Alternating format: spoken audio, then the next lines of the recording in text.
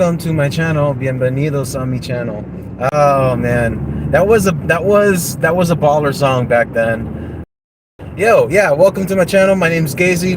This is my YouTube channel, SayGeizi, wherein I am resurrecting and rebranding my content material. Reason being, because I went through a number of different iterations of myself, and I kind of realized what I want to do. At least I know the target that I'm aiming towards now. If you've seen my channel before, you have seen that, well, I graduated from college with. You saw that I was a substitute teacher, that I was and you saw me like teaching some ways, and then you saw that I went back to college to get a master's degree in integrated business or business. So I went with that. However, I quickly realized within like first two classes that business is not really something you need to go to school for. It is something if you're trying to work at a place. If you're trying to work at a place, then yes, go get your whichever degree, and so that you can be like venerated, and then work at an already established place. But if you're trying to be a business owner, if you're trying to be involved in certain parts of a business, well, if in certain parts of the business, then yes, get your degree. But if you're trying to be a business owner, it's different. Don't go to college to be a business owner. There are plenty of materials, and as long that you can pick up online for free, or just buy books, or develop your entrepreneurial spirit, and you'll be fine. So you've seen that I went to school for that, and now you will possibly see that I am back in college, and I am pursuing a master's degree in TESOL, which is teaching English to speakers of other languages. And I'm very enthusiastic, I'm very encouraged, I'm very excited for what this degree will do for me, because I have like as I was mentioning, I went through a number of iterations where I was trying to figure what I want to do. Like I listened to a number of motivational videos and did a lot. I was involved in a lot of introspection, and I've come to the conclusion that I believe in learning, and not just learning particularly, but language acquisition. And it just so happens that English is a language that is heavily sought out by speakers of other languages.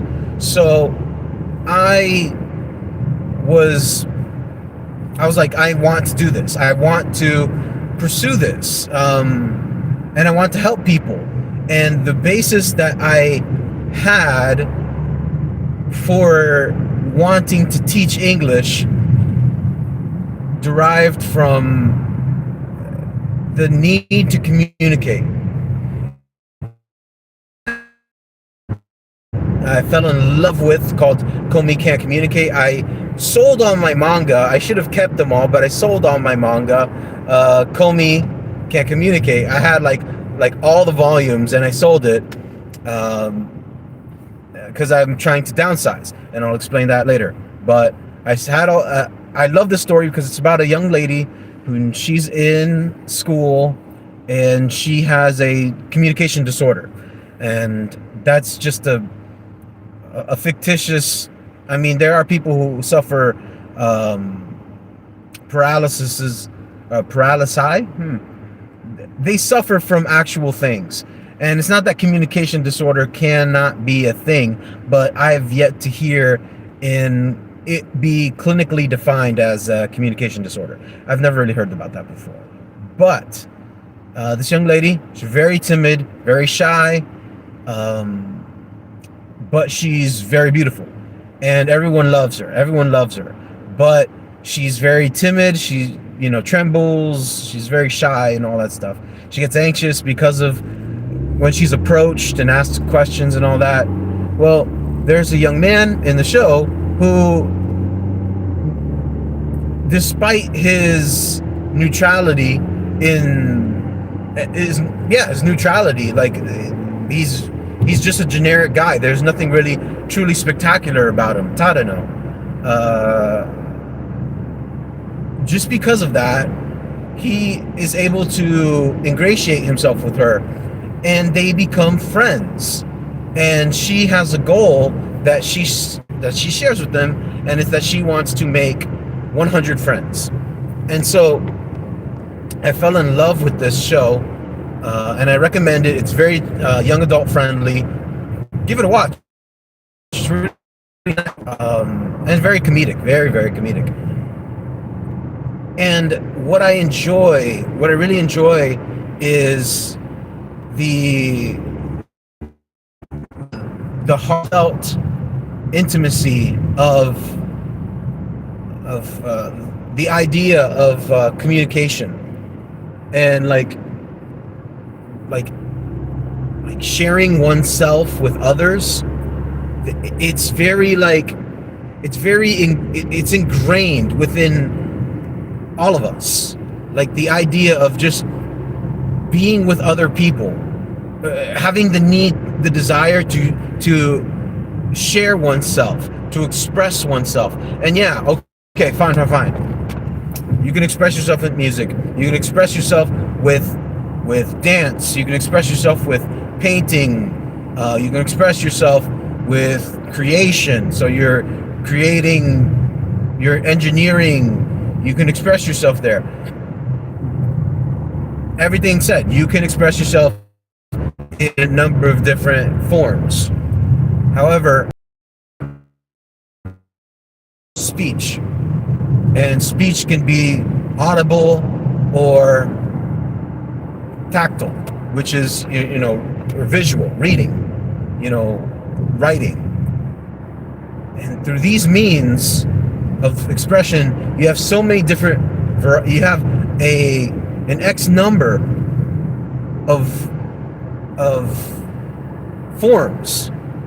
You can write music, lyrics. You can write poems. You can write essays. You can write love letters. You can write stories, fictions. You can write a play. You can write a movie. You can write anything. And it's like, I've published 2 books. I'm about to publish 2 more, and I'm very excited about it. It's that expression, that self-expression, where you take what you do. Here, give me one quick second. Give me a quick second. What I'm going to do is I'm going to disable Flash, and I got to share. And I should share it on Insta. I should do some more stuff on Insta because that's more direct. But I truly believe that self-expression, one of the greatest forms of self-expression, comes through actually saying it, speaking it. And that is difficult because for you to be able to express yourself, to speak something, you need a common vernacular. You need to say something within the confines of a grammar. And that is, everyone has an L1. Most people have an L1, which is your first language. And that's great. If you're able to, you should be very proficient in your L1 and understand the rules, the grammatical rules of your L1, and you can express yourself very profoundly. However, something that I noticed is that many cultures, being an American, many cultures borrow from one another. There are many words, like you will have you have someone say je ne sais quoi in English, and that's that I don't know what, the unknown, and that is borrowed from French. Or we'll have menu items or whatnot in Spanish, and people will have to say it. And so it's like you not only express one language. There are many languages that if you learn them, you could find out not just another form of expressing yourself, but learning of yourself. And it's something that I promoted, that language acquisition, learning to speak, write, and hear another language is much akin to a martial art. And it's not about the physicality, of course. Martial arts, everyone thinks of actually fighting and engaging, but you can engage someone else. You can engage someone else, not physically, of course, but you can engage someone else by holding true to a discipline, which is studying, learning, reading, practicing. Learning another language for the goal of speaking, writing, and thinking. Learning another language is just as difficult discipline as is these other forms of martial arts, in my opinion. And many people just don't have discipline nowadays. But if you want something to be disciplined over, wow, now they can practice patience.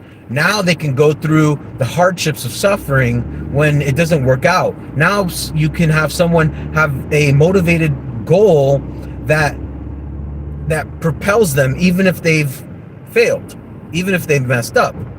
Like many people, because of failure, many people just shy away, and they're like, they don't want to be a part of anything, because they get embarrassed. They're filled with self-doubt because of the failure.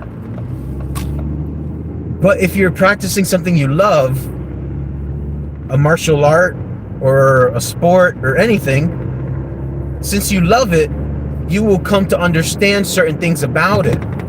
And since you love it, you will not be hindered when an obstacle comes. You'll just face that obstacle for the challenge that it is. Love like that. I know Spanish and English, and I'm acquiring Japanese as well as Italian, and I am planning to go to Japan to be a language teacher for a year.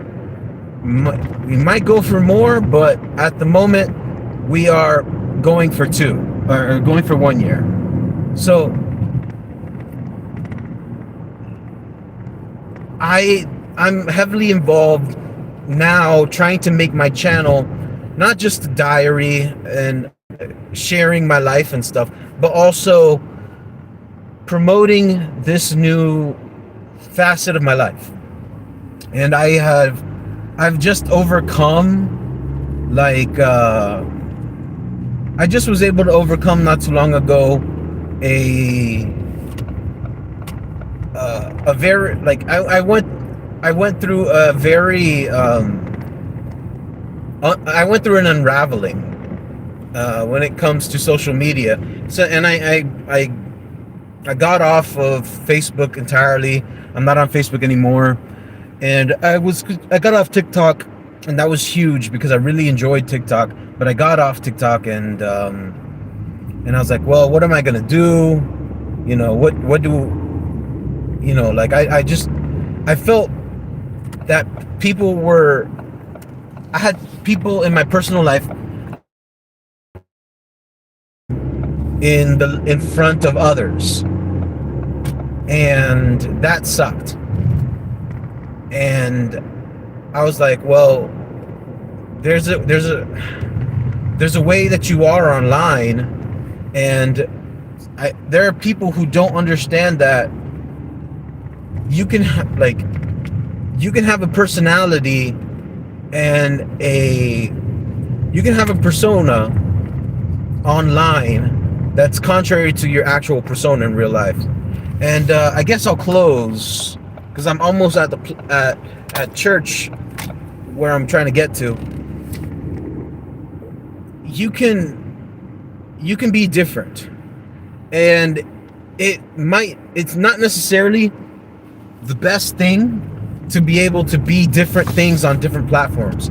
It's perhaps it's better to be whole, but at the same time, unless you have a true knowledge of yourself, you can't be yourself because you don't know who you are yet. And that was the biggest discrepancy that I had. So as of this moment, I'm doing okay. I am I'm feeling good.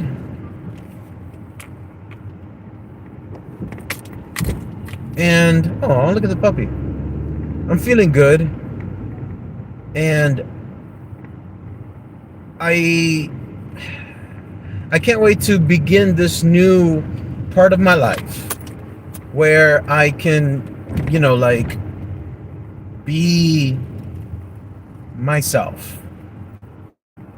So I'm really excited about this. So just want to say thanks for watching the stream. Sorry about the disconnect that happened. Hope it won't happen again. I made it. I'm gonna go live on Duolingo in a little while, so stay tuned for that as I practice my Japanese. So thanks, guys.